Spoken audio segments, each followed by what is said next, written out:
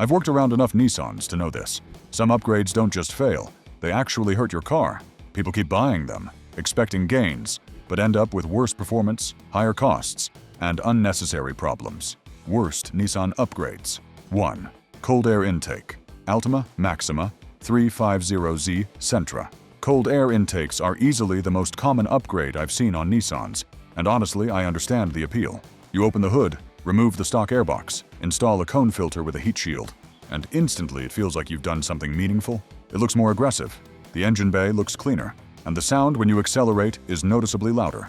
It gives the impression that the car is breathing better and making more power. But here's the reality most people don't talk about. On a stock Nissan engine, whether it's a 2.5 Altima, V6 Maxima, or even a 350Z, you're only gaining about 5 to 10 horsepower at best. In real driving, that's almost impossible to feel, with no real improvement in acceleration or fuel economy. And in some situations, it can actually make things worse. The factory airbox pulls cool air from outside through a sealed, tested system for consistent performance. Many aftermarket intakes use open filters in the engine bay, drawing in hotter, less dense air, which reduces efficiency and can hurt performance instead of improving it. Then there's the issue of oiled filters. Over time, the oil from these filters can transfer onto the mass airflow sensor. I've seen this cause rough idling, inaccurate fuel readings, and even check engine lights. What starts as a simple bolt-on upgrade can turn into an annoying drivability issue. So what are you actually paying for? You're mostly paying for the sound. It makes the car feel faster, even though it isn't. And if that's your goal, that's fine. Just understand you're buying sound, not real performance gains. At $300 to $400, you're not really buying performance, but a sound effect that feels like performance. Before you buy one, run through this quickly.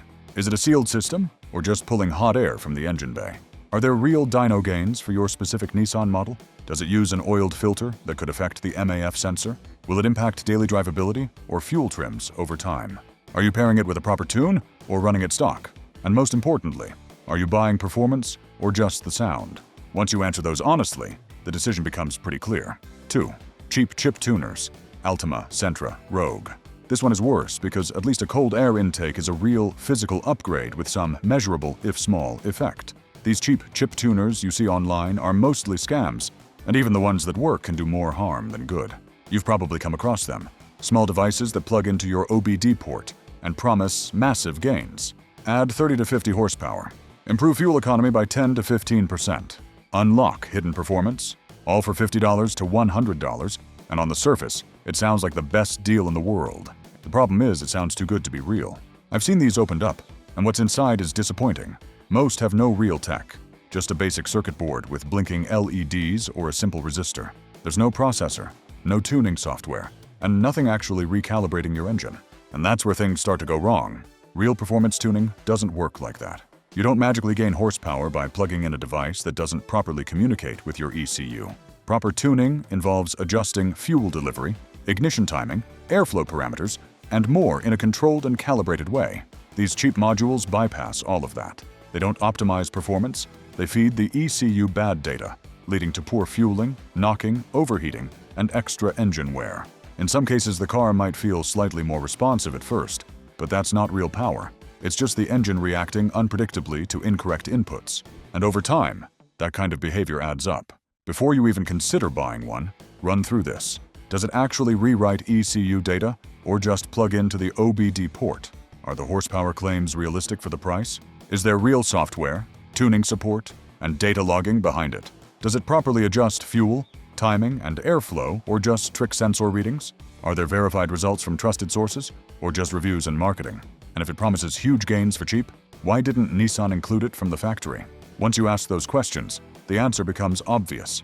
This is where it helps to understand what real tuning looks like. Systems like UpRev or EcuTech cost $500 plus because they use software, data logging, and custom calibration to rewrite your ECU. If an $80 plug-in could add 40 horsepower, Nissan engineers would have already implemented it themselves from the factory. These aren't performance upgrades, but clever packaging, bold claims, and just enough illusion to convince people they're getting more than they actually are. 3. Budget coilovers / lowering springs. Altima, Sentra, 370Z. This is the upgrade that ends up costing people the most money over time, and I've seen it happen more times than I can count. Cheap coilovers and lowering springs are everywhere on entry-level Nissans, Altimas, Sentras, even 350Zs and 370Zs, often running low on $200 to $400 setups. On the surface, it makes sense. The car instantly looks better with a lower stance, tighter wheel gap, and a more aggressive presence, making it feel like a real upgrade. What most people don't think about is what happens after the install. Cheap suspension doesn't just change how your car looks, it changes how it drives, and not in a good way. The biggest issue is damping. Proper suspension controls how the car absorbs and settles, but cheap coilovers have poor damping. The shocks can't control the springs properly, leading to a harsh ride, instability at speed, and an unsettled driving feel. At first you ignore it, thinking it's just stiffer from being lower. Then the long-term issues start showing up. After a few months, you start hearing clunks over bumps and feeling vibrations and instability.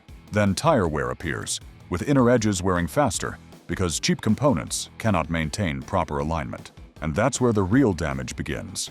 After a year or so, things escalate. Suspension bushings wear out earlier than they should. Control arms take on more stress due to poor geometry.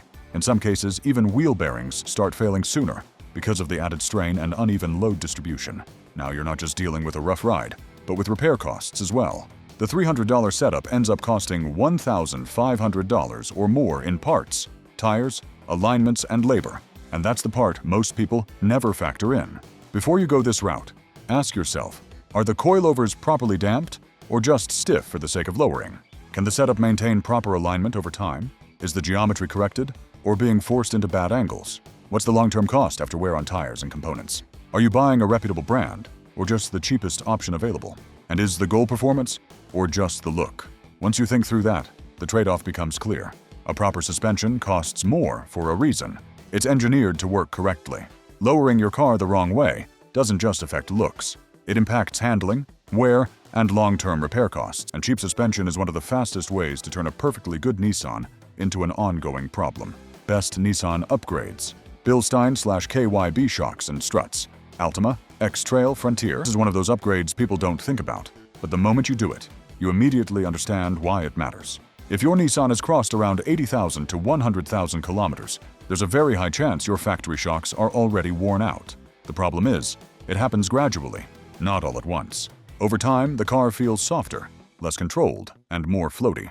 But since it happens slowly, most people don't notice the change. I've driven plenty of cars like this, and most owners assume that's just how their car is supposed to feel.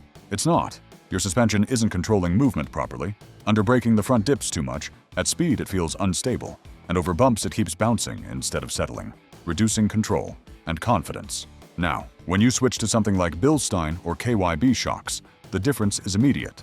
The car feels tighter, more planted, and more predictable. Cornering improves with better weight control. Braking feels more stable without excessive dive, and the ride is smoother on rough roads because the suspension is working properly. That's the key difference most people misunderstand. You're not making the car stiffer, but more controlled. And for something that costs around $400 to $700 for a full set, the improvement is significant. This isn't an upgrade you question. It's something you feel within minutes of driving. Hey guy! I've seen people spend far more money chasing small horsepower gains they can barely notice, while ignoring the one upgrade that improves how the car drives every single day. Before you upgrade anything else, think about this. Are your current shocks worn out or past their service life? Does your car feel floaty, unstable, or inconsistent at speed? Are you upgrading for real driving improvement or just performance numbers? Will new shocks improve braking stability and cornering control? Are you choosing a proven brand like Bilstein or KYB? And are you fixing a problem or just adding something new? Once you answer those, it becomes clear why this upgrade matters. If your car feels loose, unstable, or just not as solid as it used to be, this is where you start. If this is helping you avoid costly mistakes, hit like and subscribe, because next we're getting into the CVT transmission failure and just how expensive it can get if you ignore it. 2. Oil catch can. Direct injection Nissans. This is one of the simplest upgrades you can install, and at the same time, one of the smartest decisions you can make for long-term reliability. Modern Nissan engines, especially the direct injection ones found in newer Altimas, Rogues, and Turbo models, have a known issue. Over time, oil vapor from inside the engine gets routed back into the intake system through the PCV system. That vapor doesn't just disappear, it sticks to the intake valves and slowly turns into carbon deposits. And here's the problem most people don't realize. In older engines, fuel cleaned the intake valves, but with direct injection, it doesn't. Fuel goes straight into the combustion chamber, so the valves never get washed. allowing carbon buildup to increase over time. I've seen buildup cause rough idling, reduced efficiency, misfires, and noticeable power loss. The car feels less smooth and responsive. Fixing it isn't cheap either, with carbon cleaning costing $1,500 to $2,500, even for owners who maintained their cars properly. Now compare that to installing an oil catch can for around $100 to $180. You add a small device into the PCV line that captures oil vapor before it ever reaches the intake. It separates the oil from the air and stores it in a container, which you empty periodically, usually during oil changes. That's it. And the first time you check it and see how much oil it has collected, it changes your perspective. That's all the contamination that would have gone straight into your engine. This isn't about making your car faster. It's about keeping it running longer, protecting the performance you already have, and avoiding expensive problems down the line. Before you install one, think about this. Is your engine direct injection and prone to carbon buildup?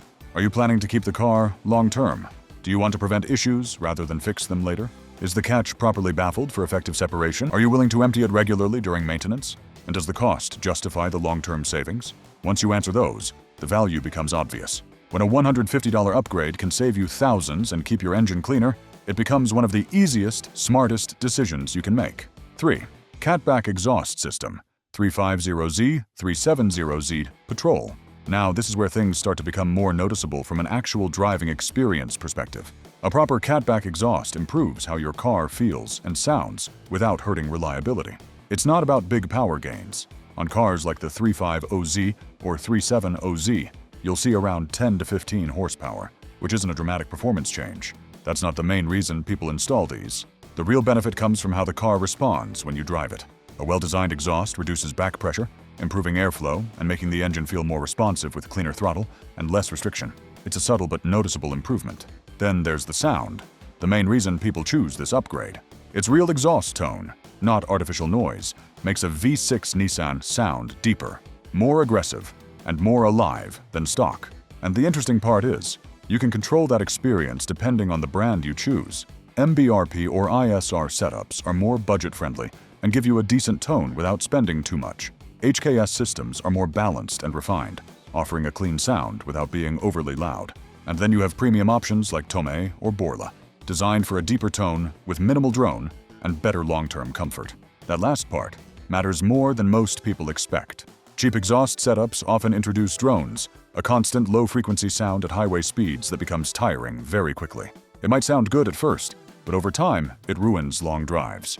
A properly engineered system avoids that and keeps the car comfortable for daily use. For around $500 to $1,200, this is one of those upgrades where the value isn't just in numbers. It's in how much more engaging the car feels every time you drive it. Before choosing one, think about this.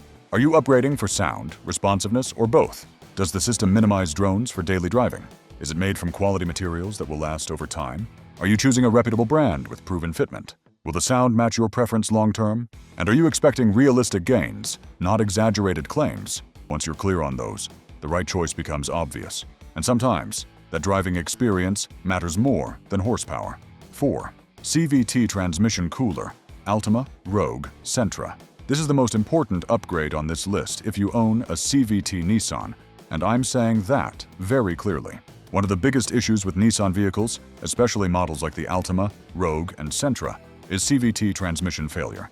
Most owners have either experienced it or heard about it, and in most cases it comes down to one thing: heat. CVTs generate significant heat during normal use, especially in traffic, long drives, or hot climates. Over time, this heat breaks down transmission fluid, reducing its ability to lubricate and protect internal components, leading to increased wear. Once that happens, wear increases.